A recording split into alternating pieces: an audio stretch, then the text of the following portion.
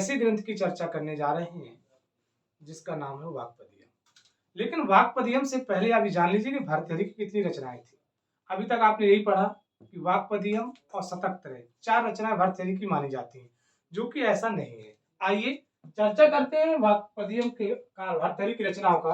तो एक तो आपकी ग्रंथ मिलती है वाक्पदियम, दूसरा आपका महाभाष्य दीपिका, जो कि यूजीसी में बहुत पूछी जाती है।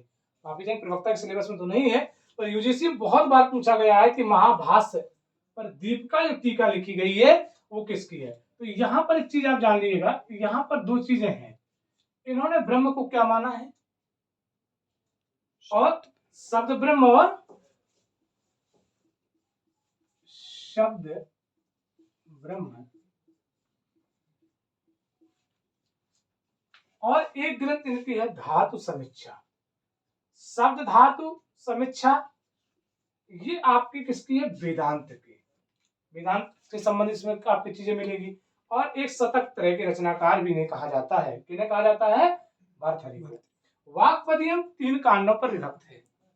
कितने कांडों पर, 3 कांडों पर। एक तो आपका ब्रह्म कांड है, एक वाक्य कांड है, और एक आपका पद कांड है। तो ये भी पूछा जाता है कि किस कांड में कितनी कारिकाएं हैं, ठीक है ना, शब्द ब्रह्म और पर ब्रह्म।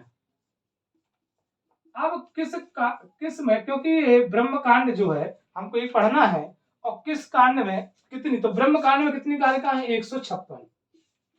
कितनी है, 156 कारिकाएं हैं। ये ध्यान रखिएगा, ये बार बार प्रश्न पूछा जाता है कि ब्रह्म कांड में कितनी कारिकाएं हैं। तो कितनी कारिकाएं हैं, 156। वाक्य कांड में कितनी कारिकाएं हैं, 493 कारिकाएं हैं। और पद कांड में 450 कारिकाएं हैं। अब एक प्रश्न और बनता है कि वाक्य के 3 चरण होते हैं। वाक्य 3 चरणों पर निर्मित होता है, जो पश्चंती, मध्यमा और वैखरी, इन तीनों को मानता है। और किसको नहीं मानता है, ये परा को। परा को इसलिए नहीं मानता है कि परा जो है स्वयं ब्रह्म है। परा क्या है, ब्रह्म है। तो ये तो हमारी वाक्पदियम की क्लास शुरुआत होने जा रही है। तो इस पर आप लोग अगर चाहते तो सीधे आप जाएंगे दिव्य भाषा संस्कृतम यूट्यूब चैनल पर, वहां आपको संपूर्ण क्लास उपलब्ध है। तो मिलेंगे आपको नेक्स्ट वीडियो में, तब तक के लिए जय हिंद।